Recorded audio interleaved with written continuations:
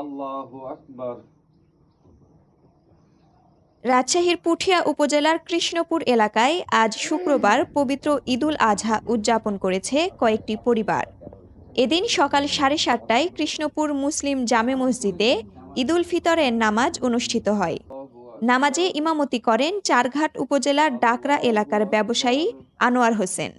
নামাজে মুসল্লি ছিলেন মোট 10 জন। এর মধ্যে পুরুষ 8 জন, নারী 2 জন। ঈদের নামাজ আদায় করা একাধিক ব্যক্তি জানান, তারা প্রতি বছর এখানে ঈদের জামাত আদায় করেন। তারা আগে দেশের প্রচলিত নিয়মে ঈদের জামাত আদায় করতেন, তবে এখন সৌদি আরবের সঙ্গে মিল রেখে ঈদ উদযাপন করতে পেরে তারা অনেক খুশি। আজকে আমরা ঈদুল আজহার নামাজ পড়তে আইছি এই জায়গাত।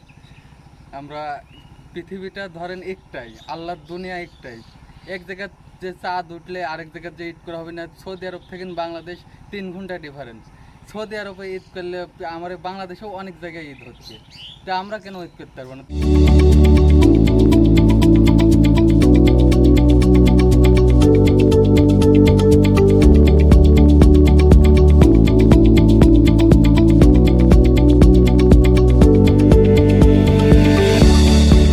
3 ঘন্টা ডিফারেন্স। দিন তো আর আপনার পাল্টে যাচ্ছে না, একটাই দিন তো একটাই।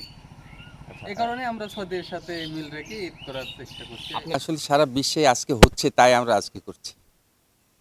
আসলে ওই যে আমরা একটা কথা বলি যে সৌদির সাথে মিল করে করা, এটা আসলে মানুষের ভুল ধারণা। আমরা দিন তারিখ একটা রেখে পৃথিবীর চাঁদের খবর পেলেই আমরা ওই তারিখেই করি। ঈদের নামাজ শেষে আব্দুর রহিম গাজী বলেন, আমরা ঈদ পালন করে আসছি 8 থেকে 10 বছর ধরে। আগে মুসল্লি কম থাকায় আমরা নিজ বাড়িতেই নামাজ আদায় করতাম।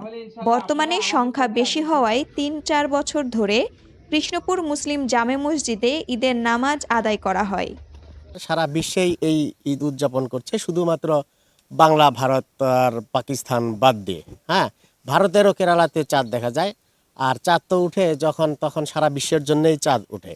আসলে হিসাবটা হচ্ছে যে দিন হবে একটাই, সময় যার যার মতো। সৌদি থেকে আমাদের দেশের সময়ের ব্যবধান 3 ঘন্টা পূর্ব দিকে, অর্থাৎ আগে। তাহলে হিসাবে যদি আলাদা দিনও করতে হয়, তাহলে সৌদিতে হচ্ছে যে ঈদ করার একদিন আগে বাংলাদেশে করার কথা, কিন্তু একদিন আগে তো করে না, সৌদির দিনও করে না। যারা বুঝে না তারা সৌদির পরের দিন করে, অর্থাৎ মানে আগিয়ে না এসে সমানে হলো না, তারপরে হলো। আসলে এটা আসলে জানা শোনা বুঝার ব্যাপার।